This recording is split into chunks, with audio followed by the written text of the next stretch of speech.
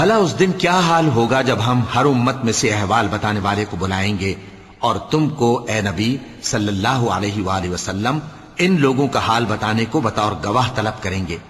اس روز کافر اور پیغمبر کے نافرمان آرزو کریں گے کہ کاش ان کو دھسا کر زمین برابر کر دی جاتی، اور وہ اللہ سے کوئی بات چھپا نہیں سکیں گے۔ مومنو، جب تم نشے کی حالت میں ہو تو جب تک ان الفاظ کو جو منہ سے کہو سمجھنے نہ لگو نماز کے پاس نہ جاؤ، اور جنابت کی حالت میں بھی نماز کے پاس نہ جاؤ یہاں تک کہ غسل کر لو۔ ہاں، اگر بحالت سفر رستے چلے جا رہے ہو اور پانی نہ ملنے کے سبب غسل نہ کر سکو تو تیمم کر کے نماز پڑھ لو، اور اگر تم بیمار ہو یا سفر میں ہو یا کوئی تم میں سے بیت الخلا سے ہو کر آیا ہو یا تم نے عورتوں سے مقاربت کی ہو اور تمہیں پانی نہ ملے تو پاک مٹی لو اور منہ اور ہاتھوں کا مسح کر کے تیمم کر لو،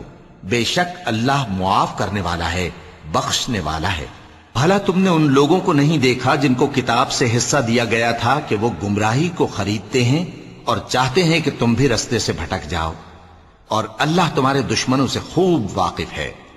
اور اللہ ہی کافی کارساز ہے اور اللہ ہی کافی مددگار ہے۔